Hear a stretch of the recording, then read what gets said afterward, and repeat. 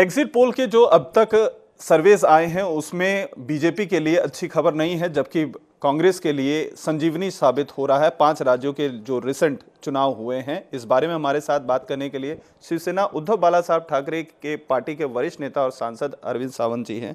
Sir, exit poll कहीं ना कहीं बीजेपी के लिए खतरे की घंटी बजा रहा है और कांग्रेस को एक संजीवनी देता हुआ दिखाई दे रहा है, काफ़ी अच्छी परफॉर्मेंस करते हुए दिखाई दे रही है, क्या कहेंगे? पहली बात ऐसे कि जो नफरत के बीजे भारतीय जनता पार्टी पूरे विश्व देश में, कहें तो विश्व में फैला रही है, बो रही है, उसकी ये परिणति है। नफरत छोड़ो भारत जोड़ो, ये अभियान देश की जनता ने स्वीकारा है। हमारे मराठी में कहावत है, पानी में रह के मछली से बैर नहीं करना। तुम तो बैर ही पैदा करना चाहते हो। हर रोज उनका जो पेड सोशल मीडिया है, खुद के अकल से नहीं हो, उसको दिया जाता है ये जहर फैला हो। उनका यही एक काम है, बस हिंदू मुस्लिम मकसद है। संविधान के तहत जो कलम है उसके खिलाफ भी पढ़े लिखे लोग लिखते हैं कि ऐसे ऐसे कलम है, उसमें हम निकाल डालने वाले हैं और मोदी जी उसके ऊपर हिंदुओं को न्याय देने वाले। क्यों गलत फहमी कर रहे हो, क्यों गलत प्रचार कर रहे हो? उसकी परिणति है।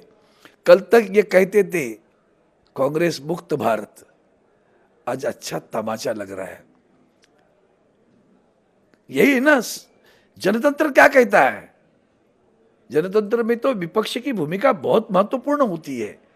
वो विपक्ष नहीं रहे, उसका अस्तित्व ही नहीं रहे। यही तो इनका उद्दिष्ट है ना। 100% भाजपा कांग्रेस मुक्त भारत।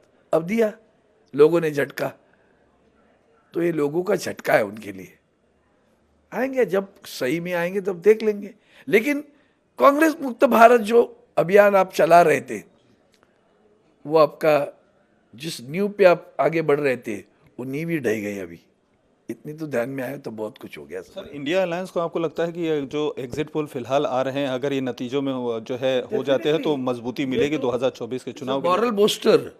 मॉरल बूस्टर है ये इंडिया आघाड़ी के लिए। ये मॉरल बूस्टर है और भी आगे जाना है। सिर्फ राज्यों की बात नहीं है, लोकसभा में भी देखना है, संसद पे भी इंडिया आघाड़ी बहुमत से आनी चाहिए। तभी इस देश में जनतंत्र रहेगा, तभी इस देश में संविधान की सुरक्षा रहेगी। अजित पवार सर अभी जो है पार्टी की एक मीटिंग में उन्होंने अपने चाचा शरद पवार पे काफ़ी गंभीर आरोप लगाया। कहा कि उन्होंने जो इस्तीफा दिया और फिर बाद में वापस लिया, वो पूरी तरीके से नौटंकी है। और कहीं ना कहीं उन्होंने जब भी सरकार बनने के बाद भी 2 बार उनकी जो मीटिंग हुई, एक उद्योगपति के घर पर जो मीटिंग हुई थी पुणे में, वो और अपने पार्टी ऑफिस में जो विधायकों और मंत्रियों के बाद में शपथ लेने के बाद मीटिंग कराई, उसमें उन्होंने अपनी रजामंदी फिर से दी कि तुम सरकार में शामिल रहो और जो है मेरा तुम्हारा पाठिंबा है, मतलब हमारा सपोर्ट आपको है। क्या मैं नहीं कहना चाहता कुछ, ये अंदरूनी मामला है उनका, मुझे क्या करना है? कौन सच बोल रहा है, कौन झूठा, हमें क्या करना है? हम तो चाहते थे कि आदरणीय शरद पवार साहब पार्टी, सारा जो हमारा इंडिया आघाड़ी बन गई थी उसमें शरीक हो जाते और अच्छा होता। अब ये सारे बताने के मसले हैं, सब जानते हैं ईडी से कितने लोग डरते हैं। लेकिन शरद पवार पे सर आपको भरोसा है? क्योंकि शरद पवार के जिस तरीके की राजनीति रही हमेशा से बीजेपी की। अब तो देखो भाई, मेरे आदरणीय पक्ष प्रमुख उद्धव जी ठाकरे पर हमारा पूरा भरोसा है। बस वो एक भरोसा हमारे लिए काफी है। आखिरी सवाल सर, 5% जो शिक्षा में मुसलमानों का आरक्षण को लेकर मांग थी, उसको लेकर अब मुस्लिम संगठन जो आगामी सेशन होने वाला है उसमें विरोध प्रदर्शन करने वाले, क्योंकि उनकी मांग है कि हमें हाईकोर्ट की तरफ से ये आरक्षण दिया गया था, लेकिन कोई भी सरकार इस बारे में बात नहीं कर रही है। धनगर और जो है मराठा आरक्षण को लेकर इस बात पर राय देना अभी सही नहीं होगा। इस देश में मजहब पर किसी को आरक्षण मिला है ये मुझे नहीं मालूम। आरक्षण मिला है तो उसके पिछड़ेपन पर मिला है, वह किसी भी मजहब के होने दो। वंदनीय शिवसेना प्रमुख बाला साहब ठाकरे तो सब कहते थे इस देश में संविधान ही तुम्हारी गीता कुरान बाइबल समझकर चलो।